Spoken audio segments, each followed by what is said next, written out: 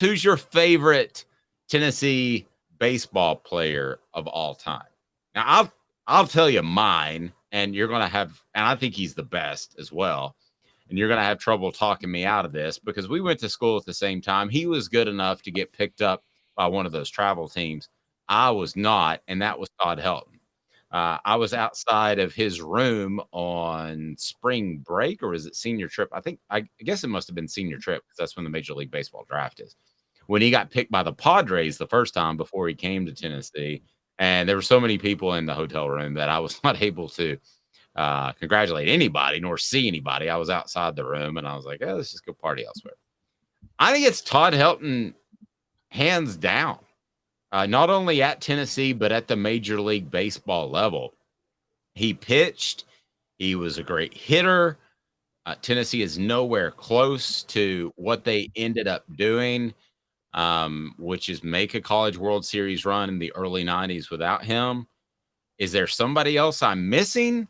Or do you have some competition for Todd Helton as the number one UT baseball player of all time?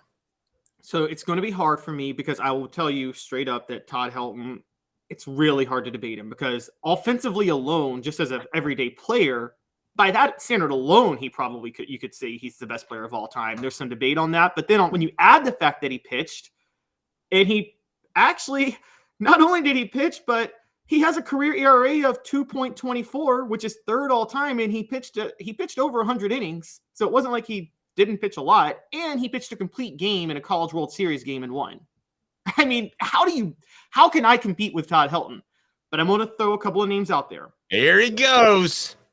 So, offensive everyday player in college that has an argument over Todd Helton is Chris Burke, who led Tennessee to the 2001 College World Series. He was the 10th pick by the Astros in the draft. Never panned out in the majors. Never panned out. But he was a great college player. Can't take that away. The other one was a teammate of Todd Helton's, R.A. Dickey. Heck of a pitcher. Very good. And he had as much to do with them going to the College World Series as Todd Helton did in that, I guess, 94 year. That would be it. And I can't take away from R.A. Dickey, but those two are the two that I would listen to take over Todd Helton. And I told you before the show I was going to take Chris Burke over Todd Helton, and then I did a little more research as the show was going on, and I'm like, oh, wait, Todd Helton's third all-time in career ERA, and it's not like because he pitched like one inning or something like that. He's just third all-time in career ERA, and he leads, and he's the all-time leader in career home runs. Like, I got a better one for you. I got a real argument for you.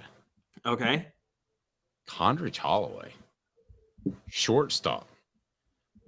You got to remember he's splitting time with football too, which he was pretty good at football. And in case you didn't know, batted .353.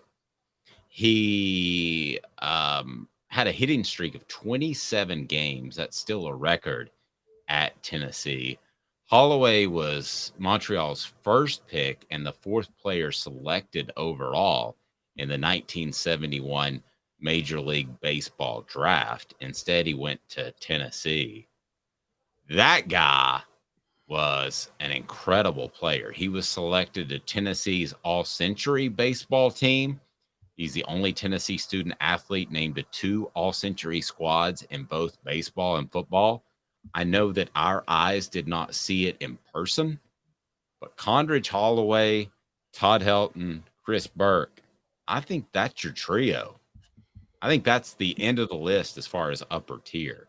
And I'll be honest with you, may disagree with you a little bit on this. I would have Holloway and Helton on the first tier and Burke, the number one person, on the second tier. See, the hard thing for me for Holloway is, you know this, I know this, but you know it more because you actually watched when this was a thing. If you say I'm so old that I watched Condredge Holloway play, I'm going to be very upset with you. I am not. I did not say that. Okay, did I say that? No, but it felt like that's where it was going, the old man talk. Before sabermetrics came into play in baseball, we could only judge fielding by eye test. And shortstop, like Hall of Famers at shortstop, are oftentimes That's one position. That's one of two positions in baseball where you're willing to sacrifice hitting for offense, for defense, because it's so crucial. Catcher's the other one, obviously. Catcher and shortstop are the only two where you're willing to sacrifice offense. So you have to rely on the eye test a lot at shortstop. Neither one of us watch Holloway play shortstop. I can't give him over Chris Burke offensively. I just can't. Okay, I understand, but this is also the day and age of there's more offense in college baseball too. I think you would agree with that. So that kind of works in Holloway's favor a little bit. But here's the other thing: the hours spent preparing for football when he could have been in the batting cage in the offseason. What is his upside? How much better could he have been as a baseball player? And he was already very, very good. Now, R.A. Dickey is in this conversation, Travis. And then a guy that Mr. Jones picked up, and I'm not just saying this because he was one of the very first guests on Off the Hook Sports, but it's Ben Joyce. Could this guy, he's already had, you worry about a guy that throws that hard, talking about 105 miles an hour. You worry about a guy that could have elbow issues, but he's already had the Tommy John surgery. So you would think that ligament's good and tight. Could he be, I know this is taking a big leap, but could he be a Mariano Rivera type of closer? That to me results in a long career because you don't throw as many pitches. You're dominant. Other than the power hitters, the media loves those guys that come in the ninth inning, like Major League and Vince Vaughn style. And what was his name? Ricky Vaughn? Sorry, Ricky Vaughn. I think he could end up being up there in 10 years from now when we're celebrating the 10th anniversary of OffTheHookSports.com. It's possible. Closers don't belong in the Hall of Fame. Come at me. I'm going to say that. Mariano Rivera got all first place votes. No, it was ridiculous. He got more first place votes than Griffey, which was insane. No, he didn't get a second place vote. He got all first place votes. He doesn't belong. Closers don't belong in the Hall of Fame. You pitched one inning. Nah. Also, you shouldn't bring your best reliever in at the end of the game. Your best reliever should actually be your setup man. Nowadays. But back then, guys pitched for 7-8 innings. Yes. This is like having the thing that drives me crazy about closers. If you had a pinch hitter who was a great pinch hitter, no one would say put the pinch hitter in the Hall of Fame. No one. Or a sixth man of the year in the NBA. Like, there are some great six men of all time. No one says this player should go into the Hall of Fame because they were the best player on the bench on their team.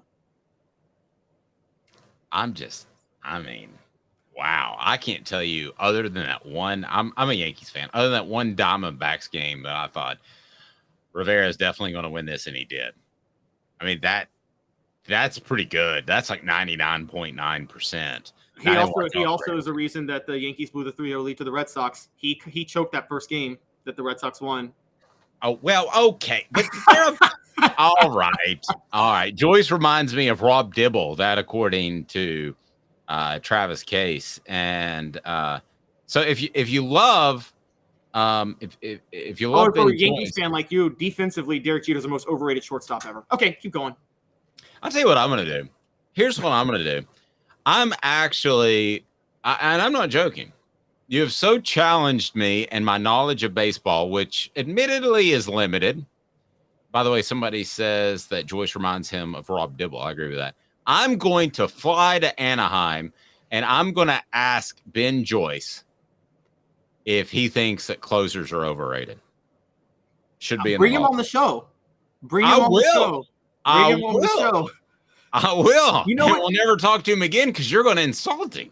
Bring in Jeff Hall, too, and I'll tell him that kicking should not be a part of football. Yeah, that should be fun. Go really well. Be sure and click that thumbs up button. I see a couple of new people in the message board, so hit subscribe because I got Jacob Warren coming up this afternoon. Travis says closers are my favorite pitchers. Travis and I just have a bond. I love it. But be sure stuck in a certain era of baseball. When Mariano Rivera ran out there and they're playing Metallica, it was beautiful. Yeah.